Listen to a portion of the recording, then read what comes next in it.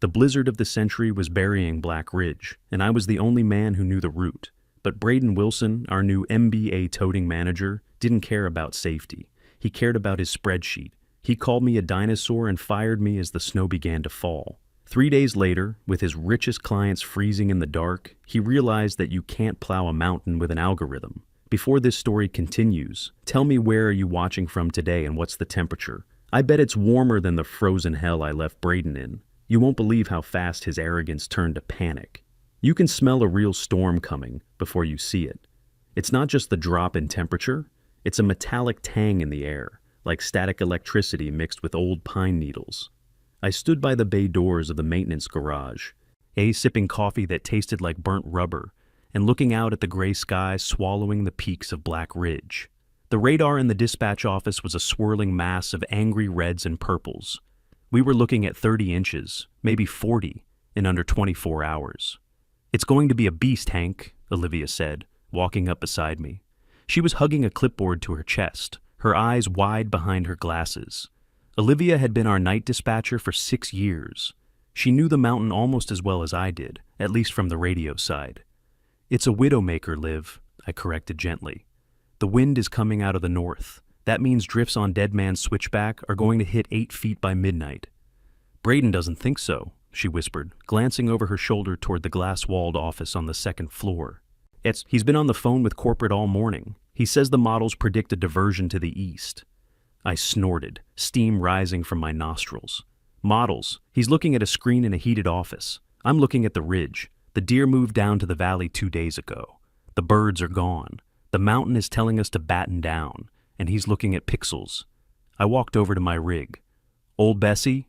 She was a massive International 7600 with a jagged scar on the plow blade from the ice storm of 19. I patted the fender. I had spent the last 3 hours checking every hydraulic line, topping off the fluids, and inspecting the chains. "Hank," Olivia said, her voice dropping lower. "He's calling a meeting in 10 minutes. He's cutting the overtime authorization." I froze, my hand still on the cold steel of the truck. He's doing what? In a blizzard warning?" "He says the budget for Q1 is blown," she said, looking miserable. "He wants to run single shifts, no overlap. And he wants to use the new GPS routing system to optimize the paths." I felt a knot of dread tighten in my stomach. The GPS system was fine for the suburbs, but up on Black Ridge, it didn't know that the guardrail on Turn 4 was rusted through, or that the wind tunnel near the summit could flip a truck if you didn't angle the blade just right. "He's going to get someone killed," I said quietly. "I know," Olivia replied, "but he won't listen to me. Maybe he'll listen to you. You're the senior supervisor. You've been here 20 years. 22, I corrected. I plowed this town out when Braden Wilson was still in diapers." The intercom crackled to life. It's screeching through the garage. "All drivers to the break room, immediately." Braden's voice was tinny and shrill. It lacked the depth of authority. It sounded like a man who was used to ordering lattes, not commanding heavy machinery in a crisis. I tossed the rest of my coffee into the slop sink. "All right," I said, zipping up my Carhartt jacket. "Let's go see what the genius has planned." As I walked toward the break room, I looked at the wall where we hung photos of the big digs, the historic storms we'd beaten. My face was in half of them, usually covered in frost, standing next to a mountain of snow. We were heroes in this town. We were the cavalry. But as I pushed open the door to the meeting, I saw Braden standing at the front of the room, tapping a laser pointer against a projection screen filled with pie charts. Nah, he didn't look at us. He looked at the numbers. And right then, I knew. This wasn't going to be a briefing. It was going to be a disaster. The break room smelled of stale donuts and nervous sweat. The other drivers, about 8 of them, were slumped in plastic chairs, looking tired before the shift had even started. Joey, the new kid, was bouncing his leg up and down, a nervous tic he'd had since he started last month. He was a good kid, but green. He'd never seen a whiteout on the ridge.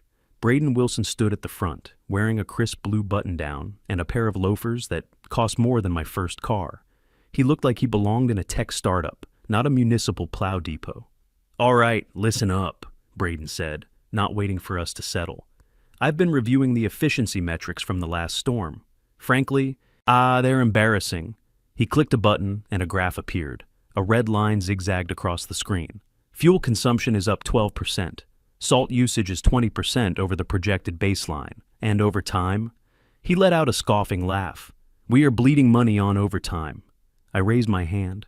I didn't wait to be called on. Braden, the last storm was heavy wet cement. You burn more fuel pushing slush. And you need more salt when it freezes overnight. That's not inefficiency, that's physics. Braden's eyes snapped to me. They were cold, dead eyes. Hank, I was getting to you. He clicked the remote again. A map of the mountain routes appeared, covered in jagged blue lines generated by a computer. This, Braden declared, pointing to the screen, is the new routing protocol. If the software has calculated the most efficient path to clear the roads, it eliminates redundancy. I squinted at the map. You've got Route 9, the summit run, scheduled for a single pass every 4 hours. Correct, Braden said smugly. Based on traffic density, that road sees minimal use after 8 p.m. I stood up. The chair scraped loudly against the linoleum. Minimal use? That's where the luxury lodges are. Mayor Thompson lives up there. Mrs. Vanderbilt lives up there. And if it snows 2 inches an hour, a 4-hour gap means 8 inches of accumulation. You can't push 8 inches on a 12% grade with the light trucks you bought. The algorithm accounts for accumulation, Braden dismissed, turning back to the screen. The algorithm doesn't drive the truck, I barked, my voice echoing off the cinderblock walls. Maze, you send Joey up there on a 4-hour rotation. He's going to slide right off the cliff at the switchback. You need a continuous loop on the summit during a blizzard. That's standard protocol. Braden set the laser pointer down on the table with a sharp clack. He leaned forward, bracing his hands on the table. Protocol, he sneered, is what bankrupts companies. You're talking about the way we've always done it. I'm talking about modernization. I'm talking about profitability. I'm talking about safety, I shot back. We have a duty to this town. We have a duty to the stakeholders, Braden shouted, his face flushing pink. And right now, the biggest drain on our budget is you, Hank. The room went dead silent. Joey stopped bouncing his leg. Excuse me, I said, my voice dangerously low. You're the highest paid driver on the roster, Braden said, ticking points off on his fingers. You claim the most overtime. You insist on using the heaviest, most fuel-inefficient rig. You undermine management at every turn. I keep the roads open, I said, and I keep these guys alive. Anyone can drive a truck, Braden said. The words hung in the air like toxic smoke. It's a steering wheel and a pedal. It's unskilled labor, Hank. Drivers are expendable. The routing software is the asset. The human element is interchangeable. I felt the blood rushing in my ears. 22 years. Missed Christmases. Frozen fingers. Back surgeries from the bouncing cab. All of it, dismissed by a man who had never changed a tire in his life. Expendable, I repeated. Yes, Braden said, straightening his tie. In fact, I think we need to prove that theory right now. Hand over your keys, Hank. We're moving in a new direction, effective immediately. Joey gasped. Olivia, who was standing in the doorway, covered her mouth with her hand. You're firing me? I asked, incredulous. 2 hours before a blizzard warning goes into effect? I'm terminating your contract for insubordination and failure to adapt to new protocols, Braden said smoothly, like he'd rehearsed it. Joey will take the summit run. I looked at Joey. The kid looked like he was about to vomit. You're sending the rookie to the summit? I asked. Joey is capable, Braden said, and he costs half of what you do. I looked around the room. The other drivers were staring at their boots, terrified. They had mortgages. They couldn't speak up. I didn't blame them. Fine, I said. I reached into my pocket. The keys to old Bessie were heavy. It was a ring I'd added to over the years, the ignition key, the padlock key for the tool chest, the fob for the gate. They jangled as I pulled them out. I walked up to the front of the room. Braden didn't flinch, but I saw him lean back slightly, as if he expected me to take a swing at him. I didn't. I wasn't going to give him the satisfaction of calling the cops for assault. I dropped the keys on the table. Thud. The sound was heavy, final. It sounded like a judge's gavel. You're making a mistake, I said, my voice steady. Not about me. I'll be fine. I'm talking about the mountain. You don't respect it, and it's going to make you pay. Braden picked up the keys with 2 fingers, like they were dirty. I think we'll manage without your Folklore, Hank. Please clear out your locker immediately. I don't want you on the premises when the snow starts. I turned around and walked toward the door. I paused next to Joey. He was pale, his eyes wide and watery. "Joey," I said, keeping my voice low so only he could hear. "Watch the RPMs on the incline. Don't trust the GPS on the hairpin turn. Hug the inside wall, even if you think you're too close. The outside edge is soft." "Hank, I can't," Joey stammered. "You have to," I said. "Just be careful, kid." I walked out of the break room. I didn't look back at Braden. The walk to my locker was a blur. I grabbed my thermos, my framed photo of my late wife Martha, and my spare gloves. I left the company jacket. I stripped it off and hung it on the hook. I wasn't wearing his logo anymore. As I walked out into the garage, the big bay doors were open. The wind was howling now, a low moan that vibrated in your chest. The first flakes were coming down, fat, heavy, wet flakes. The kind that stick instantly. I walked to my personal truck, a beat-up Ford F-150 that had seen better days but ran like a watch. I threw my gear in the passenger seat and climbed in. I sat there for a moment, gripping the steering wheel. I was 55 years old. I had just been fired from the only job that made sense to me. I should have been angry. I should have been panicked about my pension. But as I looked through the windshield at the swirling snow, I didn't feel panic. I felt a strange, cold calm. I started the engine and pulled out of the lot. As I turned onto the main road, I saw the lights of the depot fading in the rearview mirror. Then I saw the yellow strobe lights of the plow trucks flickering against the garage walls, preparing to roll out. I checked my watch. 4:15 p.m. The sun was setting early behind the storm clouds. Braden had his spreadsheets. He had his GPS. He had his cheaper drivers. But as I drove toward my cabin at the base of the foothills, watching the snow begin to accumulate on the asphalt, I knew one thing for certain. By midnight, Braden Wilson was going to wish he had never learned my name. The drive home took 45 minutes instead of the usual 20. My old Ford F-150, which I'd affectionately named the Mule, fishtailed twice on the lower switchbacks, and that was just with 2 inches of slush on the ground. The temperature was dropping like a stone. The dashboard thermometer read 28 degrees when I left the depot. And by the time I pulled into my gravel driveway, it was flashing 22. My cabin sits on the north face of the valley, just below the tree line. It's a drafty A-frame I built with my own hands 30 years ago, back when my knees didn't pop every time I crouched, and my wife, Martha, was still alive to complain about the sawdust. Now, it was just me and the silence. But tonight, there was no silence. The wind was screaming through the Douglas firs, a high-pitched keen that sounded like a wounded animal. I stomped the snow off my boots on the porch, the wood groaning under the accumulation, and wrestled the front door open against a gust that tried to rip it off the hinges. Inside, the air was cold. I immediately went to the wood stove, crumpling up old newspapers. Ironically, the local Gazette with a puff piece about Braden Wilson's modernization plan, and tossing in some dry kindling. Within minutes, the fire was roaring, but the warmth didn't reach the knot of anxiety in my gut. I didn't turn on the TV. I didn't make dinner. I walked straight to the corner of the living room where I kept my connection to the world. A Uniden Bearcat scanner, a CB radio, and a ham radio setup.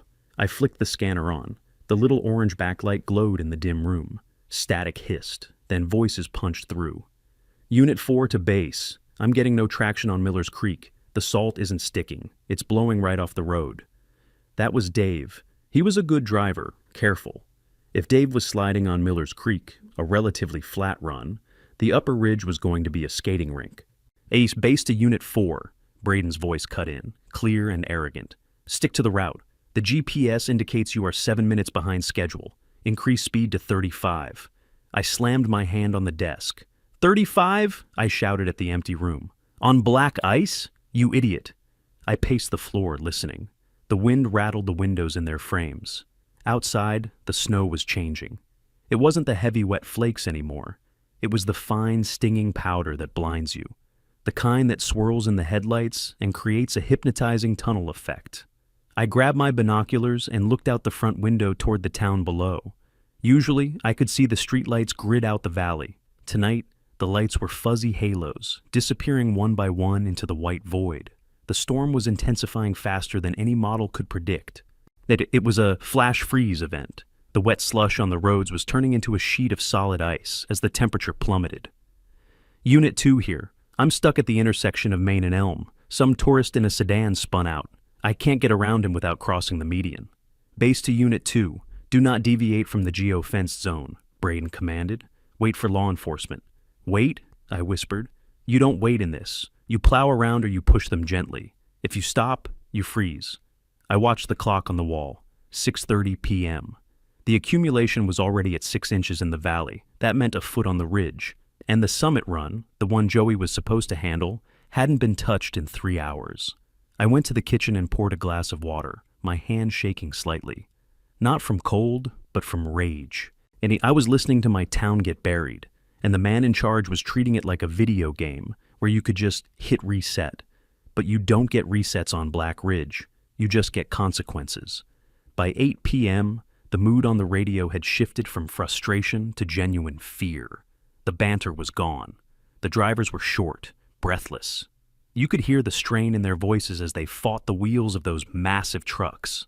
The scanner was my lifeline, and it was delivering bad news in real time. Dispatch, this is Unit 6. I've got a jackknifed semi on Route 9 southbound. The road is blocked. I'm turning back.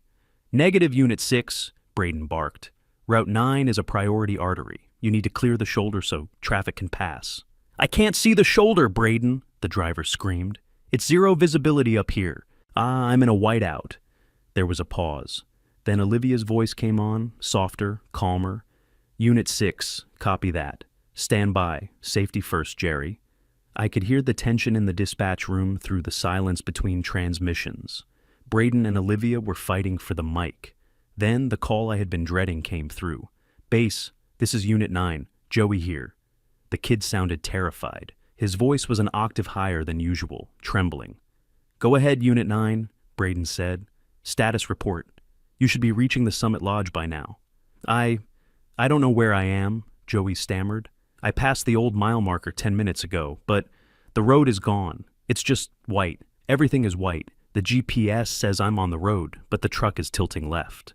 My blood ran cold. Tilting left. If he was past the mile marker on the summit approach and tilting left, he wasn't on the road. He was on the embankment of Dead Man's Switchback. The camber of the road banked right.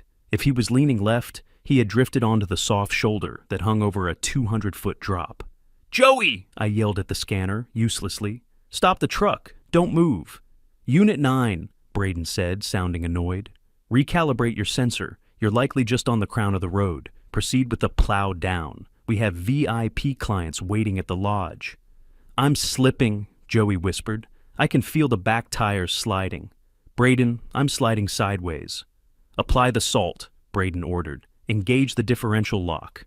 I did! It's not biting, Joey cried out. It's just spinning. The chains aren't grabbing. My eyes widened. The chains aren't grabbing? Those trucks were equipped with heavy-duty diamond-patterned chains. They could climb a vertical wall of ice. If they weren't grabbing, something was wrong with the equipment. Joey, listen to me, Olivia's voice cut in, urgent and sharp. Put it in neutral. Do not touch the brakes. Let it settle. Where are you exactly? I see the red reflector on the guardrail, Joey choked out. But it's above me. The room went silent. If the guardrail reflector was above him, he had already gone over the edge. He was hanging on the slope, held up only by the deep snow and friction. Unit 9, respond, Braden said. His voice had lost its arrogance. It was thin now, static. Joey, Olivia called. Nothing but the hiss of the storm. I stood up, knocking my chair over. I ran to the window. I couldn't see the summit from here. It was lost in the swirling clouds. But I knew exactly what was happening. A 20-ton plow truck was teetering on the edge of oblivion, driven by a kid who should have been plowing a parking lot, commanded by a boss who was worried about his quarterly bonus. I grabbed my jacket. I didn't know what I was going to do, but I knew I couldn't sit here. I had to know. I needed eyes on the inside. I needed to know why those chains didn't hold. I reached for my phone. There was only one person who knew the machines better than I did. My hands were shaking as I dialed the number. It rang 4 times, 5 times. I was about to hang up and try her landline when it clicked open. Hank? Her voice was rough, like gravel in a mixer. I saw the weather report. I figured you'd be halfway up the mountain by now. Why are you calling me? I'm not on the mountain, Mac, I said, pacing my small kitchen. Braden fired me 2 hours ago. He what? The sound of a chair scraping against a floor came through the line. He fired the only guy who knows how to drive that beast. Is he trying to kill someone? He might have already, I said, my voice grim. Joey is up on the switchback. I was listening to the scanner. He went silent, Mac. He said the truck was tilting left and the chains weren't grabbing. He said the reflector was above him. Jesus, Mac breathed. The kid's off the road. I need to know what's going on, I said. You still have your back door into the maintenance server? Mackenzie? Mac Miller had been the head mechanic at the depot for 15 years before Braden pushed her into early retirement last month. Claiming her methods were outdated. What he didn't know was that Mac had built the depot's network from scratch. She knew every password, every back door, and every loophole. Give me 2 minutes, she said. I heard the clacking of a mechanical keyboard. Mac was a tech wizard trapped in the body of a 70-year-old grandmother who loved cigars. Okay, she muttered. I'm in the telemetry system, looking at Unit 9. Oh, Hank. What? I asked, gripping the phone tight. The transponder is active, she said, but the tilt sensor is registering 35 degrees. He's definitely over the edge, but he's stationary. The snowpack must be holding him. Thank God, I exhaled. But why did he slide? He said the chains weren't biting. I'm pulling the maintenance logs now, Mac said. The typing intensified. Then silence. A long, then heavy silence that made the hair on the back of my neck stand up. Hank, Mac said quietly. You're sitting down, right? Tell me. The log shows a work order from last Tuesday, she said. Authorized by Braden Wilson. It says, equipment liquidation, Class A chains. He sold the heavy-duty diamond chains to a private contractor in the city. I felt the blood drain from my face. He sold the chains? In February? It gets worse, Mac continued, her voice trembling with anger. He replaced them with budget fleet all seasons. He put light-duty cable chains on the inventory list, but they aren't even on the trucks, Hank. The manifest says they're still in the crate. Joey went up that mountain on rubber tires. Nothing else. He sent that kid to die to save a few $1,000s, I whispered. Oh, the realization hit me like a physical blow. This wasn't just incompetence anymore. It was criminal. Hank, there's something else, Mac said. I'm looking at the GPS clusters. Unit 9 isn't the only one in trouble. Unit 4 and Unit 2 are stuck in drifts. But the summit? The lodge is completely cut off, and the comms log shows 3 missed calls from a satellite phone registered to Mayor Thompson. The mayor is up there? And Mrs. Vanderbilt, Mac added. She's been trying to reach the emergency line for 20 minutes. They've lost power at the lodge. The generator didn't kick on. Why didn't the generator kick on? I asked, though I was starting to dread the answer. Because the fuel maintenance contract was canceled, Mac said. That Braden switched vendors to a cheaper service that only refills on request. They haven't been up there in 6 weeks. I looked out the window. The snow was coming down harder now, a white curtain erasing the world. Up on that mountain, a dozen people were trapped in a freezing lodge. A kid was hanging off a cliff in a truck with no chains, and the man responsible was probably sitting in his office trying to figure out how to spin this for the insurance company. Mac, I said, my voice hardening, don't log out. Keep tracking them, record everything. What are you going to do? Mac asked. I looked at the keys to my Ford on the counter. It wasn't a plow. It couldn't move that much snow. But I knew where the wind tunnels were. I knew which ridges would be scoured clean by the gale and which would be buried. I'm going to get my gear, I said. And then I'm going to make a call. To who? To the only person who can authorize a rescue when the main roads are closed, I said. I'm calling the sheriff, and then I might need to borrow something of yours. My truck? Mac asked. No, I said. Your drone. If Joey is over the edge, we need to see how bad it is before we try to pull him up. Can you fly it in this wind? In 40-mile-an-hour gusts? Mac laughed, a sharp barking sound. For you, Hank, I'll fly it through a hurricane. I'll meet you at the trailhead in 20 minutes. Bring the thermal camera, I said. We're going hunting. I met Mac at the trailhead of the old logging road, a narrow, unpaved track that bypassed the main highway's lower switchbacks. And it was the only way up that wouldn't be clogged with spun-out tourists, But in this weather, it was a suicide run for anything less than a tank. Mac pulled up in her heavily modified 1998 Jeep Cherokee. It was lifted 4 inches, sat on 33-inch mud tires studded with illegal steel spikes, and bristled with antennas like a porcupine. She rolled down the window, a cloud of cigar smoke billowing out into the snow. "Hop in!" she yelled over the wind. "You're going to want to hear this." I climbed into the passenger seat. The interior was a cockpit of glowing screens and radio dials. On a tablet mounted to the dash, a waveform was spiking, an intercepted signal. "I tapped into the localized repeater for the Summit Lodge," Mac said, tapping the screen. "The generator failed 20 minutes ago. The backup battery for the comms system is dying. Listen." She turned a dial. The static cleared, replaced by a voice trembling with a mix of fury and hypothermia. I recognized it immediately, Mrs. Vanderbilt. "Unacceptable! Do you hear me? I am wearing a mink coat and I can see my breath in the lobby. When I sue this municipality, I will own the snow you drive on." A calmer but clearly strained voice responded. That was Mayor Thompson. "Eleanor, please! Screaming drains your energy. They know we're here. The sheriff is coordinating." "The sheriff!" Mrs. Vanderbilt shrieked. "I called the sheriff. He said the plows aren't moving. He said the road is impassable." "I pay $40,000 a year in property taxes, Harold. The road is never impassable." "She's got a point," I muttered, staring at the screen. "It's never impassable, not when we run the stagger formation." But Braden didn't run the stagger. "Look at the thermal," Mac said, pointing to another monitor. She had launched her drone from the roof of the Jeep before I arrived. It was a high-end commercial unit, fighting the gale force winds, hovering near the tree line of the Dead Man's Switchback. The image was a grainy spectrum of blues and purples, representing the cold. But right in the center, hanging precariously over the black void of the ravine, was a hot spot of orange and red, the engine block of Unit 9. "He's still running," Mac said. "That's good. Keep the heat on. But look at the angle, Hank." I squinted. The heat signature was tilted at 45 degrees. The back tires were off the pavement, dangling in the air. The only thing keeping Joey from a 300-foot drop was the front plow blade, dug deep into the snowbank on the shoulder. "If the fuel runs out," I said, my stomach tightening, "the engine dies. The hydraulics lose pressure. The blade lifts." "And the truck goes over," Mac finished. "How much fuel does he have?" Mac typed a command into her laptop, querying the fleet's remote diagnostics.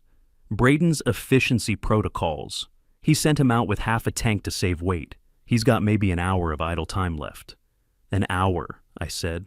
"And the lodge is freezing. The mayor is trapped. Mrs. Vanderbilt is going to freeze to death in her mink." "And Braden is about to find out," Mac said, grinning fiercely. That his algorithm doesn't have a save rescue button. We watched from the darkness of the tree line as the tragedy unfolded below us on the main access road. The flashing blue and red lights of the sheriff's cruisers were painting the snow in eerie pulses. Braden was there, his sleek company SUV parked haphazardly behind a barricade. He was out in the storm, shouting at a sheriff's deputy, his arms flailing. Mac handed me the binoculars. "He's trying to send the tow truck up." I adjusted the focus. A massive heavy-duty wrecker, a private contractor Braden must have called in a panic, was inching past the roadblock. It was a beast of a truck, but I shook my head. "Wrong tires," I whispered. "He's got highway treads. He'll never make the first incline." "Watch," Mac said. The wrecker hit the first patch of true black ice. Right where the wind funneled through the valley gap, we saw the brake lights flare red. The truck didn't stop. It began a slow, sickening slide sideways. The driver panicked. I saw the front wheels lock, and the heavy rear end swung out. Crunch. The sound carried up the valley even through the wind. The wrecker slammed into the guardrail, blocking both lanes of the only road up the mountain. "And that," I said, lowering the binoculars, "is checkmate." The radio in Mac's Jeep crackled. It was the sheriff's frequency. "Dispatch, this is Sheriff Miller. The recovery vehicle is disabled. Repeat, the road is completely blocked at mile marker 2. We cannot proceed. I'm calling it. We need air support." "Negative on air support, Sheriff," the dispatcher replied. "The ceiling is too low. No birds are flying tonight." I watched Braden through the binoculars. He slumped against the side of his SUV. The snow was piling up on his expensive shoulders. He looked small. He looked defeated. He pulled his phone out. the screen lighting up his terrified face. "He's out of moves," Mac said. "The mayor is trapped. The richest woman in town is freezing. His driver is hanging off a cliff, and he just blocked his own road." "He knows who to call," I said. "He just doesn't want to do it." "Make him wait," Mac said, crossing her arms. "Let him freeze for 5 more minutes." But I couldn't. I thought of Joey, alone in that cab, feeling the truck shift every time the wind gusted. "No," I said. "Turn on the CB, Mac, Channel 9, the emergency channel." Mac flipped the switch. "Breaker 19, I said into the mic, my voice calm and deep. "This is Hank Thomas. I'm monitoring the situation at mile marker 2. Looks like you boys got yourselves in a bit of a pickle." Silence. Then a frantic voice cut through. "Hank, is that you?" It was Braden. He sounded like a drowning man finding a piece of driftwood. "Hank, where are you? We have a situation." "I can see the situation, Braden," I said. "You blocked the road with a highway wrecker. You sent a kid up the mountain on summer tires, and you've got the mayor freezing in the dark." "Hank, I need you to come in," Braden pleaded. "I need you to drive the backup rig. We need to clear the blockage and get to the lodge." "I'm fired, remember?" I said, cold. "Drivers are expendable. Use the GPS." "Hank, please!" Braden's voice cracked. Joey is going to die. The mayor is screaming at me. I don't know what to do." I looked at Mac. She nodded. "I can get them out," I said. "But we do this my way, and it's going to cost you." "Name your price," Braden said immediately. "Double time, triple time, just get down here." "I'm not coming down there," I said. "I'm at the trailhead of the old logging road. It's the only way up now that you've blocked the main artery." "The logging road?" Braden stammered. "That hasn't been plowed in 10 years. It's a goat path." "It's a back door to the summit," I corrected. "And I know where the ruts are, but I need equipment. My pickup won't cut it." "I'll send a truck to you," Braden said. "No," I said. "Your trucks are useless. You sold the chains, Braden. Mac told me." Dead silence on the line. The sheriff must have been listening because I heard a deep and angry rumble in the background. "Here is the deal," I said, leaning into the mic. "I have a contract in my hand. Mac is typing it up right now. You are going to authorize a freelance emergency extraction." Okay, authorized," Braden said. "The fee is $50,000, I said. $50,000? Braden shrieked. "That's extortion. That's the price of a human life in a mayor's lawsuit," I said calmly. "And one more thing. I need access to the impound lot behind the depot." "The impound? Why?" "Because that's where you put old Bessie's original tracks," I said. "The half-track treads we used for the blizzard of 2006. You threw them in the scrap heap because they were unsightly. I need the sheriff to break the lock and helicopter them to the coordinates I'm about to give you. Wait, no air support. Sheriff, can you get a snowcat from the ski patrol?" "This is Sheriff Miller," a new voice boomed. "I can get a cat to the trailhead in 20 minutes. Hank, you get that boy off the ledge, and I'll drive the snowcat myself." "Braden?" I asked. "Do we have a deal? 50 grand, deposited into my account right now. Mac acts as escrow." I could hear Braden hyperventilating. He was watching his career evaporate, but he knew the alternative was a manslaughter charge. "Deal," he whispered. "Just go, please, just go." I hung up the mic. Mac hit enter on her laptop. "Wire transfer pending," she said. "He's desperate." I looked out at the storm. The wind was shaking the Jeep now, rocking 2 tons of steel like a cradle. "It's not about the money," I said quietly, zipping my jacket all the way up. "I know," Mac said softly. "Oh, but it'll pay for a nice retirement. Now get out there. I'll guide you from here." "I'm not going alone," I said, looking at the back of the Jeep. "I need you to run the winch. You're the only one who knows how to feather the tension without snapping the line." Mac smiled, lighting a fresh cigar. "I thought you'd never ask. Let's go save some rich people." The snowcat roared to life, a guttural mechanical growl that vibrated through the soles of my boots. It wasn't old Bessie, but the sheriff's tactical rescue vehicle, a bright orange piston bully with tracks wide enough to float on powder, was the only thing that could climb the logging road tonight. Sheriff Miller sat in the passenger seat, his knuckles white as he gripped the grab handle. "You sure you remember the trail?" "Hank!" he shouted over the engine noise and the screaming wind. "I can't see past the hood ornament." "I don't need to see it," I yelled back, wrestling the twin-stick controls. "I can feel the ruts, The suspension tells you where the hard pack is. We were crawling up a 20-degree incline in a complete whiteout. The headlights were useless, reflecting off the wall of snow like high beams in fog. I was driving by memory and the terrifying tilt of the cabin.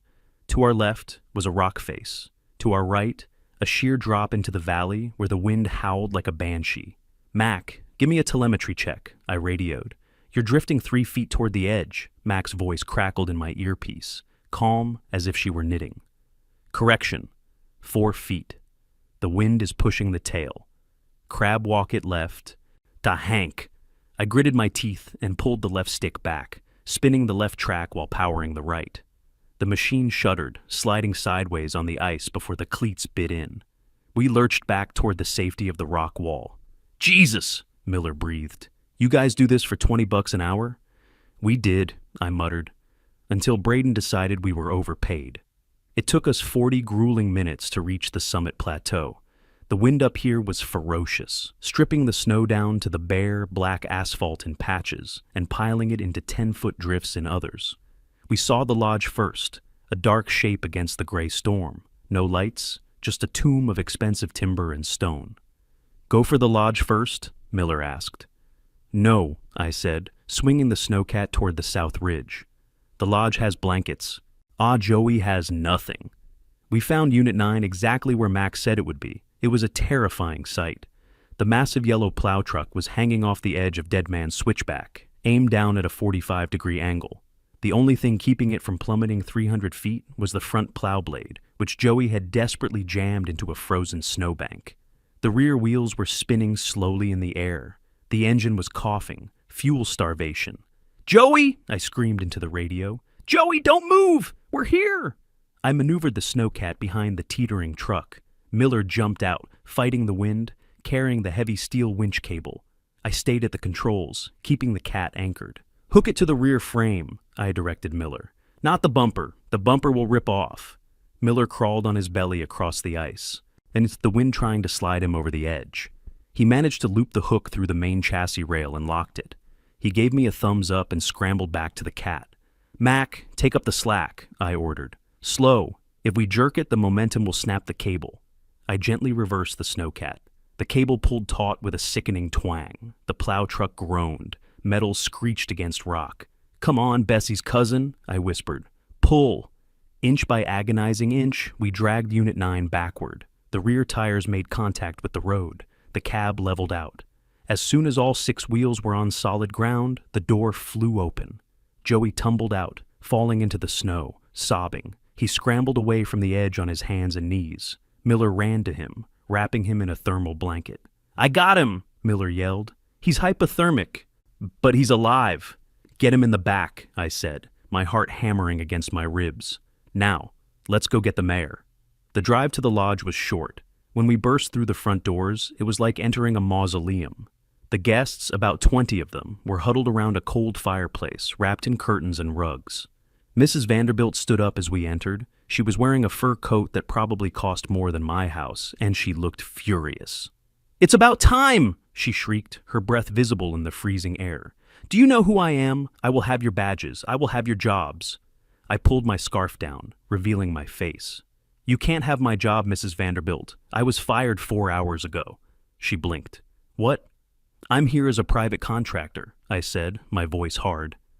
"Courtesy of a $50,000 emergency fee your friend Braden Wilson just authorized. Now, grab your purse. We're leaving."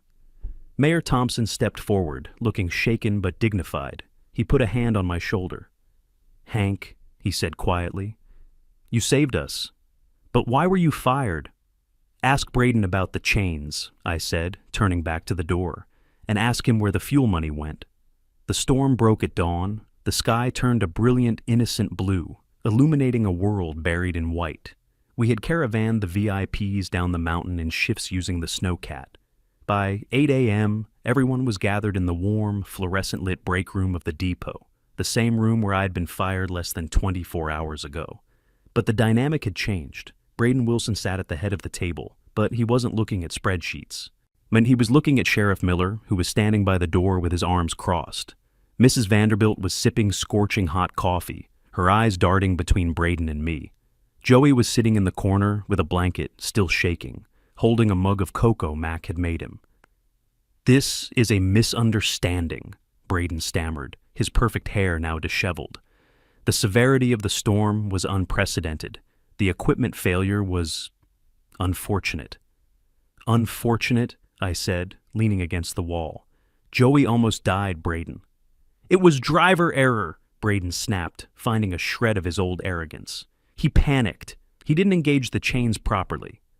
Mac walked in then. She was carrying a ruggedized laptop and a small, grease-stained orange box. She slammed the box onto the table in front of Braden. "Do you know what this is?" "Braden?" Mac asked, her voice gravelly and calm. Braden stared at it. "No." "It's the vehicle telemetry unit from Unit 9, Mac said. "The black box. Every truck has one. It records throttle position, braking, GPS location, and mechanical resistance." She opened the laptop and spun it around so the mayor and Mrs. Vanderbilt could see. A graph was displayed on the screen. "See this flat line?" Mac pointed a callous finger. "That's the traction coefficient. It flatlined the moment Joey hit the incline. That means there was zero grip." "Because of the ice," Braden cried. "No," Mac said. "Because of the rubber. The sensors also logged the equipment loadout. The truck's computer was looking for the resistance of the Class A diamond chains. It didn't find them." She clicked a file. An invoice popped up. "And here," Mac said, "is why. This is a digital receipt from City Scrap and Salvage. Dated last Tuesday. Sold 12 sets of heavy-duty plow chains. Price $6,000. Signed Braden Wilson." The room went silent. You could hear the hum of the vending machine. Mrs. Vanderbilt slowly set her coffee down. She turned to Braden. Her face wasn't angry anymore. It was something far worse. It was predatory. "You sold the safety equipment," she whispered. "My life was in danger because you sold chains for pocket money?" "It was a budget reallocation," Braden squeaked. "I was going to use the funds to upgrade the break room coffee machine." "You embezzled city property," Mayor Thompson said, his voice deep and authoritative. "And you endangered the public, Sheriff." Sheriff Miller stepped forward, unclipping a pair of handcuffs from his belt. "Braden Wilson, I'd stand up. You have the right to remain silent. I suggest you use it." As Braden was marched out, passing the very drivers he had called expendable, he looked at me. His eyes were pleading. "Hank," he said, "Hank, tell them. I was just trying to modernize." "You did modernize us, Braden," I said, taking a sip of my own coffee. "You showed us exactly what happens when you treat people like parts in a machine. The machine breaks." The heavy metal door clicked shut behind him. Mrs. Vanderbilt turned to me. She pulled a checkbook out of her ruined mink coat. "Hank," she said, "I believe I owe you a heartfelt thank you, and perhaps a conversation about how this department is run. I don't work here anymore, remember?" I smiled. "I'm retired." "Not for long," she said, uncapping a gold pen. "It's been 6 months since the blizzard of the century. The snow is gone, replaced by the lush green of a mountain summer. But things around Black Ridge are different now. The lawsuit was swift and brutal. Mrs. Vanderbilt didn't just sue the municipality. She went after the private equity firm that hired Braden. The settlement was historic. The old plow company filed for bankruptcy within weeks. Which brings me to where I am right now. I'm standing on the porch of my cabin, looking down at the valley, but I'm not looking at the old depot. I'm looking at a new steel building just off the main highway. The sign out front, freshly painted in bold blue letters, reads, "Highland Response and Rescue." I didn't just retire. With the $50,000 rescue fee and a substantial settlement for wrongful termination, I bought the fleet at the liquidation auction. I bought Old Bessie back for pennies on the dollar, but I didn't stop there. I hired Mac as my operations manager. She runs the dispatch from a state-of-the-art command center that she designed herself. No more blind spots, no more dead zones. And Joey? He's not a rookie anymore. I spent the last 3 months training him personally. We drove the switchbacks in the mud, in the rain, and in the dark. I taught him to feel the road through the seat of his pants, not a GPS screen. He's my lead night driver now, and he respects the mountain. Braden is currently serving 3 years for embezzlement and reckless endangerment. I heard he's working in the prison laundry. I hope he realizes that, even there, if you don't maintain the machines, things get messy. I took a sip of iced tea and leaned against the railing. The sun was setting, casting long shadows over the ridge. You know, looking back, it's easy to say I should have seen it coming. But that's the thing about loyalty. It blinds you. I spent 20 years thinking that if I did my job, kept my head down, and kept the roads clear, the company would have my back. That was my mistake. I ignored the red flags. When they started cutting corners on maintenance, I grumbled, but I didn't walk. When they brought in a guy who looked at people as numbers, I thought I could just outwork his incompetence. I was too trusting. I thought my experience was my armor. But here is the lesson I want you to take away from this. Experience is only valuable to people who respect reality. To a man like Braden, my experience was just an expense he wanted to cut. If you're in a job where they start talking about efficiency while taking away your safety gear, run. Don't wait for the blizzard. Do keep a record of everything. If Mac hadn't saved those logs, Braden might have spun his way out of it. Do trust your gut. If the situation feels unsafe, it is. No job is worth dying for. Don't rely on loyalty from a corporation. Your loyalty belongs to your team and your family. The company is just the logo on the check. I own the company now. And the first rule in my employee handbook? If the driver says it's unsafe, the truck doesn't move. It's simple, it's expensive, but it's the only way to survive the storm. If this story of justice touched you, please like, share, and subscribe. We've got more tales from the ridge coming soon, and trust me, yes, the snow always reveals the truth eventually.